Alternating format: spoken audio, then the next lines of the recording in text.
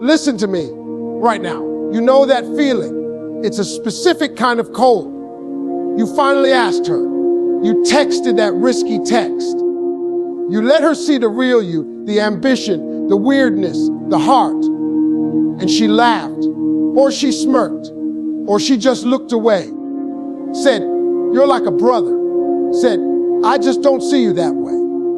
You got the soft no, the pity smile, the ghost, and it sits in your gut, not a stone, a shard of ice. It freezes you from the inside out. They laugh at you after rejection. Her and her friends, the whole social circle. You become the joke, the guy who aimed too high, the one who didn't get the hint. You see the looks, you hear the whispers, you feel the invisible label they've stuck on your back that reads, "Not enough." But that feeling, that cold, I need you to understand something. It's not about her. It never was. It's about the story you tell yourself in that silence after she walks away. That deafening silence where your own voice turns traitor and whispers, "Maybe they're right. Maybe you are just less." That's where you live now. That's where the war is fought.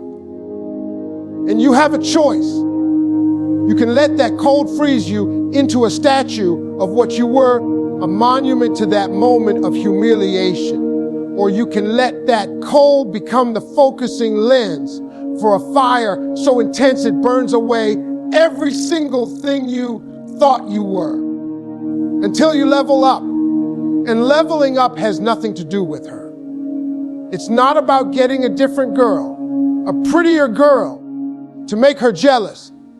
That's a child's game that's still playing on her board. Leveling up is the complete and utter annihilation of the man who needed her validation to feel complete. It's a violent, beautiful, painful transformation of your soul, your mission, your very essence.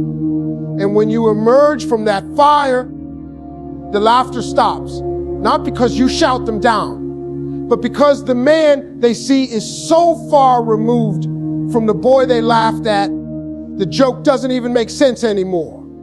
Let's be raw. You are trading your focus, your life force, your precious energy for a maybe, for a text back, for a scrap of attention from someone who has already shown you who they are. You are pouring the cement of your future with the water of her indifference.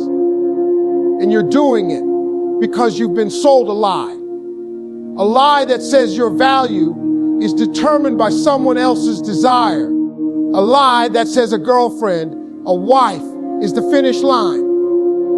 It's not.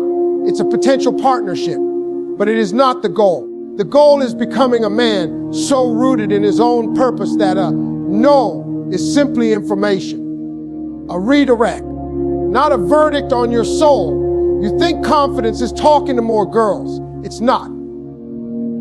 Confidence is the deep, unshakable knowing that you are building something that matters with or without anyone by your side. It's the quiet in your eyes when you say, "I understand, wish you the best," and you actually mean it because your world does not crumble with her absence. Your world is built on the bedrock of your own mission. Your value is non-negotiable, not because you shout it, but because you demonstrate it with every action you take when no one is watching. That is true power. That is what silences rooms. This requires a discipline that will feel like loneliness. While they're out chasing validation, you're in the gym. Not to get big for her, but to forge your body into a weapon of your will. While they're scrolling through feeds, drowning in comparison, you're studying, building, creating. While they're spending their last dollar on drinks to numb the feeling of being lost, you're investing in a skill that can't be taken from you. You are delaying the cheap gratification of a like, a match a fleeting moment of attention for the profound satisfaction of a life built on your own terms. You will be alone. You will sit with yourself. And in that silence, you will meet the person you've been avoiding. The real you, the one beneath the need to be liked.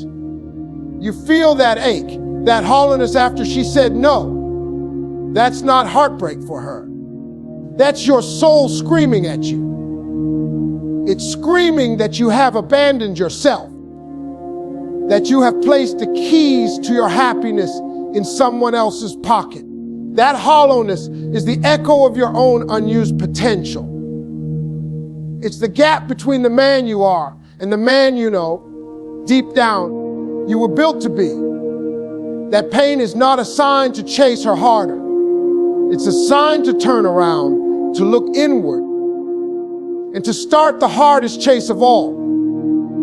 The chase to become someone you can actually respect. Because let's be brutally honest, a woman of vision, of substance, of depth, she is not looking for a man who needs her to complete him. She's looking for a man who is already complete. A man who is on a mission so compelling that her choice isn't to save him, but to join him. You cannot attract that by being needy. You attract that by being needed, by being a pillar, not a passenger, by having a world she wants to be a part of, not a vacant lot she's asked to decorate. So she laughed. She said no. She chose someone else. Let that be the catalyst. The last gift her indifference will ever give you. Let it sever every weak attachment you had to who you were. That boy is dead. He died in that moment of rejection. What's left is the raw material, the anger, the shame, the frustration that is your fuel. Transmute it, alchemize it. Turn that poison into protein for your growth. You level up by building your empire. Not a corporate empire necessarily. Your empire, your body, disciplined, strong. Your mind, sharp and learned. Your finances, robust and independent. Your craft, whatever it is, honed to a razor's edge. Your character impeccable. Your word, ironclad. You build this brick by brick. In the dark, while nobody cheers, you become a creator, not just a consumer. A giver of value, not a beggar for attention. And one day, it happens. You don't even notice it at first. You're in a room. Maybe she's there. Maybe her friends are there, but you're not looking for them. You're focused on the conversation about an idea. You're listening, you're contributing, you're calm, you catch a glance. It's not a laugh, it's a second look, a reevaluation. The energy you carry now is different. It's not desperate, it's potent, it's peaceful power. And the laughter from the past becomes a faint, forgotten echo. It's drowned out by the new sound, the sound of your own respect for yourself. They laugh at you after rejection until you level up. And the level up is this: the rejection stops being about you and starts being about them. Hurt no is no longer a judgment of your worth, but a reflection of her own preferences, her own journey, her own capacity. It says nothing about you and everything about fit. And you, now a man of purpose, are too busy building to be bothered by a bad fit. You have a universe inside you to construct. You don't have time to beg for a seat in someone else's solar system. This is your awakening. That cold feeling is the old you dying. Don't resuscitate him, bury him, mourn him, and then start digging the foundation for the man who replaces him. That man doesn't fear rejection. He expects it. He knows that every no is a step closer to the yes that will actually matter. The yes from the right partner, the right opportunity, the right life. It starts tonight, not with a new pickup line, with a new standard for yourself. You look in the mirror and you make a promise to the man you see. You promise him you will not waste another day seeking love from the outside before you've built it on the inside. You promise him the next year will be a savage dedication to your own growth. You will become so good, so strong, so valuable that the very concept of not enough becomes a joke you can't even remember the punchline to. This channel is your arsenal. This is where we build that man, not with tricks, not with manipulation, but with the raw, uncompromising truth about discipline, purpose, and genuine power. If you're ready to stop being the boy who gets laughed at and start becoming the man who commands respect, simply by existing, you need to be here. This is your camp. Your tribe is here in the grind, in the silent hours of becoming. Subscribe right now. Hit that button. Let that click be the signature on the contract with your future self. The contract that states you are done letting a no define you. You are done outsourcing your self-worth. From this moment forward, you are the sculptor of your soul. You are the author of your attraction. You are the builder of your own kingdom. Subscribe now. And in the comments, write, "My mission is my magnet." Write it, make it real. This is where the laughter ends and where your life, your real life, finally begins. Let's go.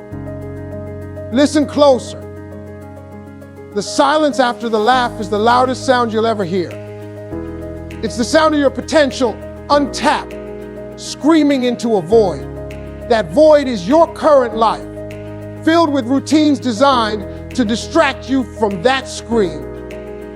You go to work you don't care about to buy things. You don't need to impress people you don't even like. And at the center of it all, that cold shard of ice from her rejection, throbbing like a dead star, pulling all your energy into its darkness. You have to understand the economics of your own existence. You are spending your emotional currency, your mental bandwidth, your creative capital on a memory, on a person who has moved on. You are bankrupting your future to pay a debt to the past. That's the real tragedy, not that she said no, but that you said yes. Yes to staying there. Yes to letting that moment own you. Yes to becoming a tenant in a house of pain she left long ago. Let's talk about time, because time is the only asset that matters, and you are giving it away like it's worthless. You give it to the doom scroll, looking at pictures of her of them. You give it to the replay loop in your mind, analyzing every word, every glance, every what if. You give it to the self-pity, the why me, the fantasy of a different outcome. You are pouring hours, days, weeks of your one and only life into a black hole of regret. What could you build with that time? What skill could you master? What body could you forge? What business could you start? What book could you write? You'll never know, because you donated that time to a ghost. Financial freedom in this context isn't just money. It's emotional liquidity. It's having so much confidence, so much momentum in your own life that a romantic setback is a minor market correction, not a total crash. It's having investments in yourself that pay dividends in self-respect.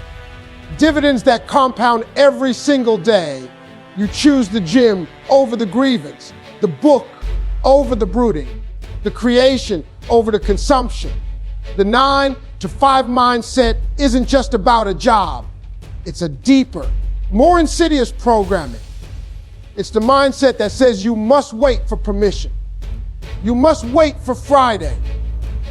You must wait for vacation. You must wait for the right person to give you the green light to live. That's the same mindset that makes you wait for her text, that makes you believe happiness is something someone else allows you to have. Break that clock. Smash it. Your life does not run on anyone else's schedule. Your transformation doesn't start on Monday. It starts in the next heartbeat, in the next decision to close a tab and open a textbook, to walk out the door and into the cold morning air for a run. That is you seizing the means of your own production. The production of a new man. They laughed because they saw you as static, a fixed point. They placed a bet that this moment would define you forever. And most people prove that bet right. They take that rejection and they let it fossilize them. They become bitter. They become cynical. They build a fortress of sarcasm to protect the fragile boy inside. They join the chorus of laughter at others to hide their own pain. Don't you dare become that. That is the easy path. That is spiritual surrender. Your path is harder, it's solitary. It's the path of the architect, not the tenant. You are not decorating a life you were given.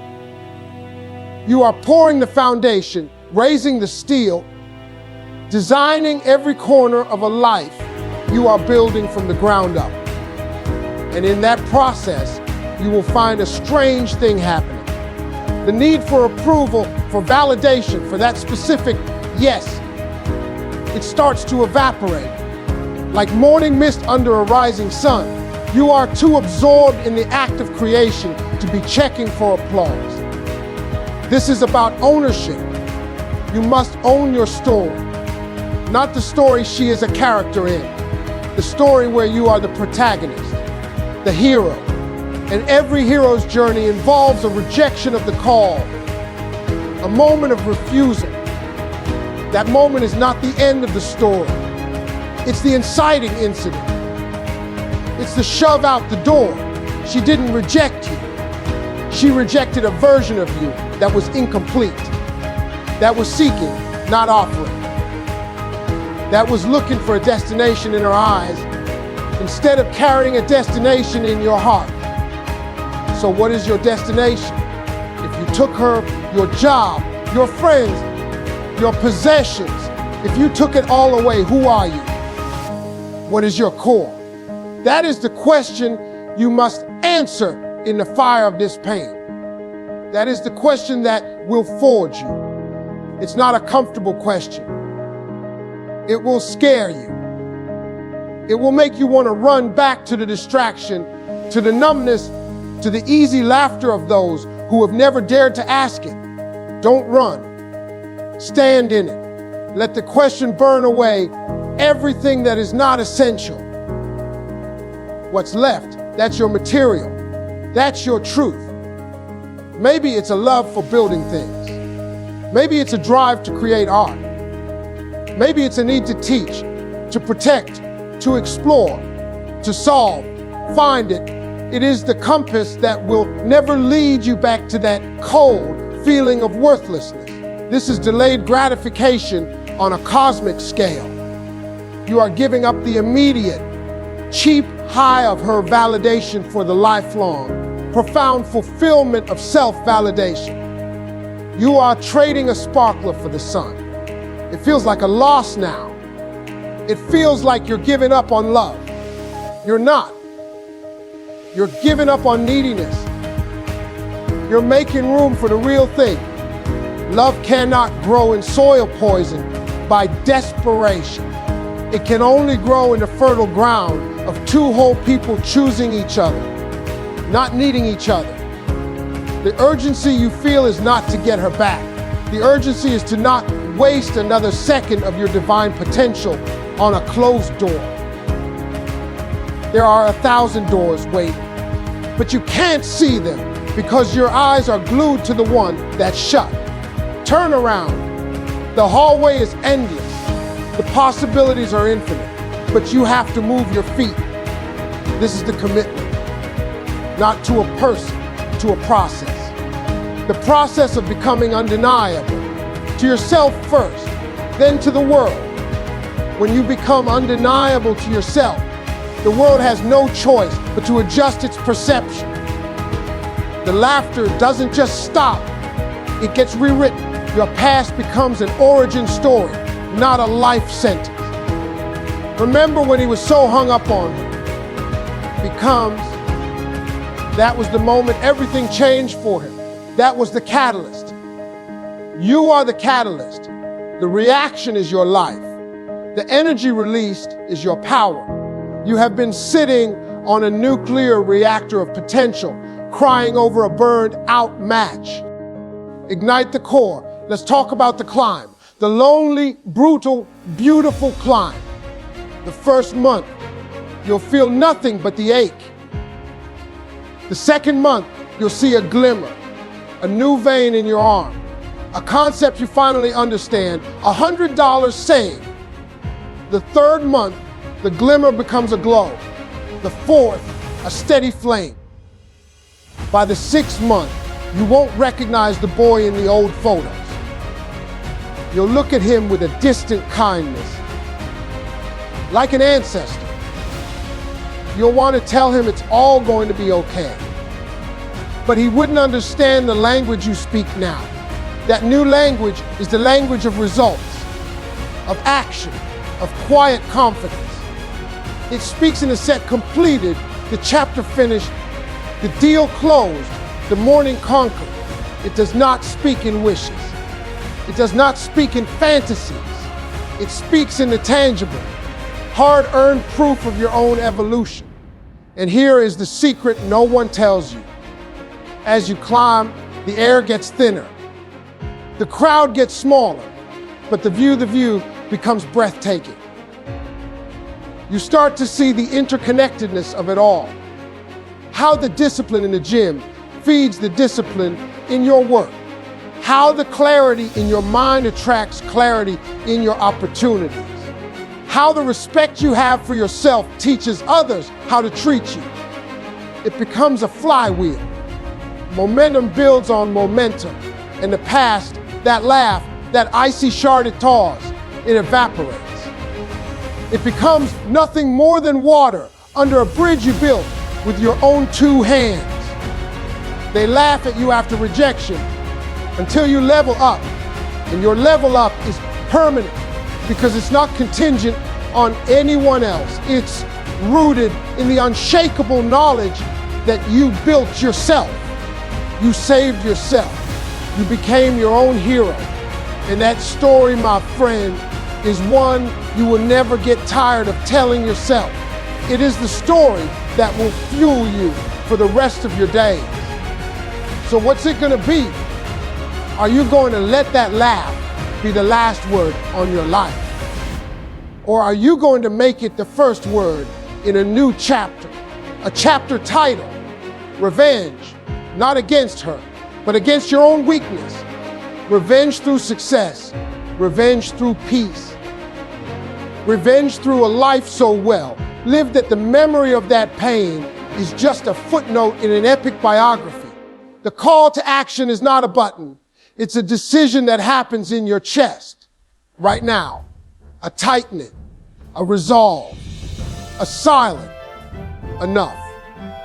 This channel is the map for the territory you're about to enter.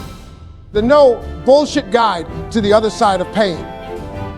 If you want that map, if you want to join the men who are already on the path, turning their pain into power every single day, then you belong here. Subscribe. Not to me.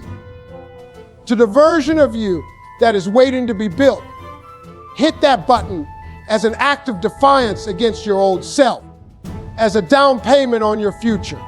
And in the comments, I want you to declare it. Not for me, for you.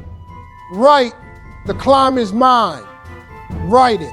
Let it be the first stone in your foundation. The laughter ends here. The building starts now. Let's go.